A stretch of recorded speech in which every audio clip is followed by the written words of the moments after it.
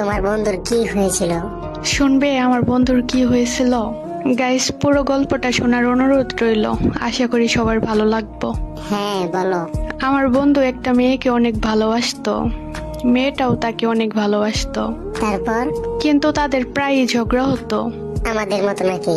হ্যাঁ, ঝগড়া করতো, কাঁদতো, কিন্তু কেউ কাউকে ছেড়ে যেত না। তাহলে সমস্যা কোথায় ছিল?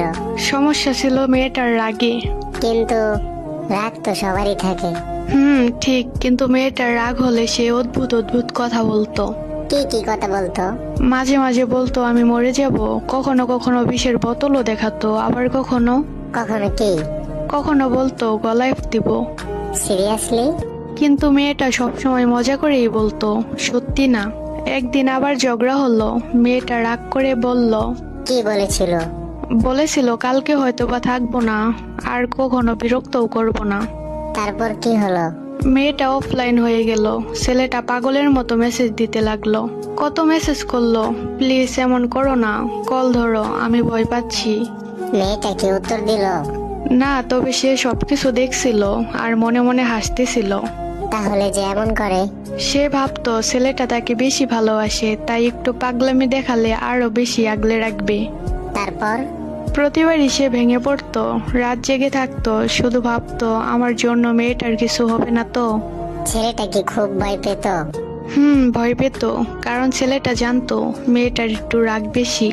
ছেলেটা কল দিল, মেসেজ দিল, কাঁদলো, সে ভাবলো আজ সত্যিই একটা কিছু হয়ে গেছে। তার মনে হচ্ছিল মেয়েটা সত্যিই আর এই পৃথিবীতে নেই। তারপর? গভীর রাত, সবকিছু নিঃশব্দ, মাঝে মধ্যে বাড়ির পাশ দিয়ে রেলগাড়ি যাচ্ছে। তারপর? ভোরের দিকে ছেলেটা শেষ একটা মেসেজ পাঠালো, তুমি না থাকলে আমি আর বাঁচবো না। তারপরে সে রেল লাইনের পাশে গিয়ে দাঁড়ালো। সে আবার খারাপ কিছু? রেলগাড়ির শব্দ আর মেয়েটার নিঃশব্দ। ছেলেটার বিবেক বুদ্ধি চেতনা নষ্ট হয়ে গেছিল। কয়েক মিনিট পর ট্রেন এলো, আর সে তারপর? তারপর মেয়েটা প্রতিবারই ঘুম থেকে উঠে মেসেজ করে, বলে জান সরি, রাগ করো না। কিন্তু ছেলেটা তো আর রিপ্লাই দেয়নি। হ্যাঁ, মেয়েটাও অনেক কল দিল, মেসেজ দিল, কিন্তু কেউ ধরলো না। মেয়েটাও রাগে বলল, কি বলেছিল? বলেছিল ভালো থেকো, এবার আর খুঁজে পাবে না। কারণ মেয়েটাও 3 দিন ধরে কল দিতেছিল, কিন্তু কল ঢুকে না। ওই ফোনে যে আর চার্জ ছিল না। ছেলেটার কল মেসেজ না আসায় মেয়েটা পাগল হয়ে যায়, আর রুমের ভিতরে যে ফ্যানের সাথে। ইস, মেয়েটাও সেম।